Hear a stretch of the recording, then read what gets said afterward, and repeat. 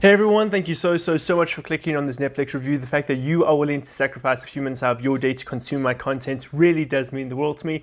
For those of you that are unaware, I review everything that gets released on Netflix. So if you're ever curious about a new movie, series or show, and if you want to know if it's any good or not, come to my channel and I will let you know. And today we're going to be talking about Love in the Villa, which is a new romantic comedy that's just come out.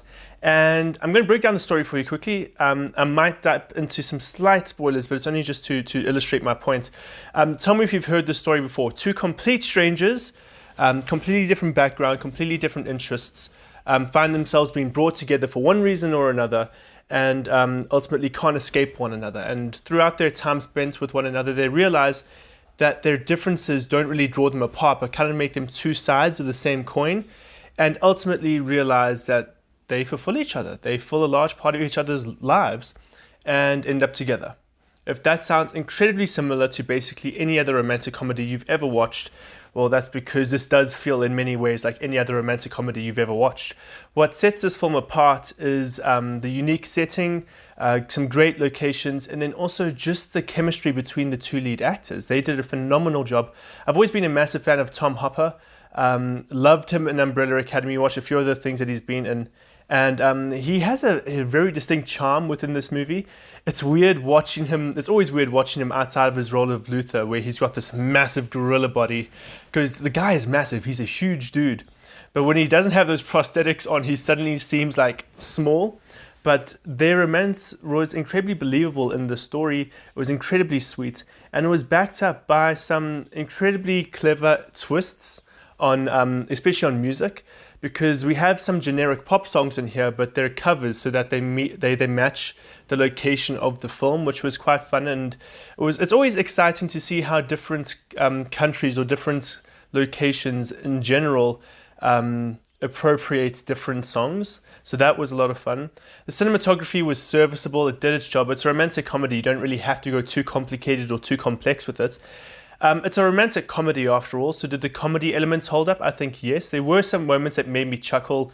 I never once laughed out loud. I never thought this was the funniest movie ever made, but it was serviceable, and the comedy backs up the story. We've got a very, as I mentioned, it's generic, but there's enough here that also sets it apart from everything else.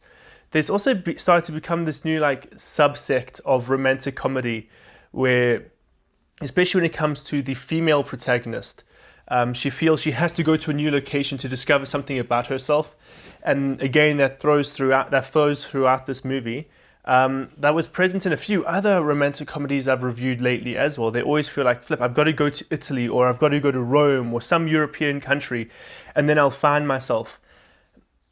I don't believe you always have to go to another country to find yourself, but that's just my honest opinion. I think the script also did a very good job of making sure that these characters were, despite being completely different, you understood that they could be compatible, that there are elements there that make it work.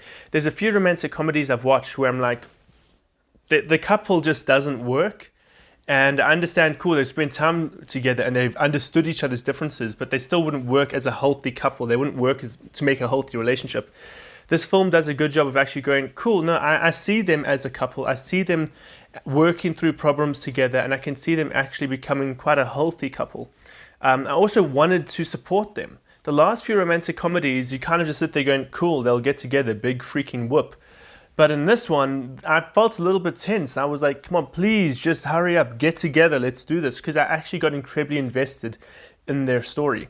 And if you're watching a romantic comedy, that's actually what you want. You want to know, cool, am I going to care about these characters? Yes or no?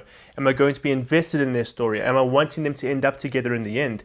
And thankfully, yes, I did. I was very invested in their story by the end of it. And I was like almost, punching the sky. I was like, yes, good ending. Maybe that was a little bit overboard. But for a romantic comedy, it was very, very enjoyable, and it did serve its purpose. So if you are into those movies, I would highly recommend it to you. But guys, thank you so much for watching this review. It means the world to me. If you enjoyed this video, please give a like. Do not be afraid to subscribe to my YouTube channel. It would really, really, really help me out. And I hope to see you again in another review.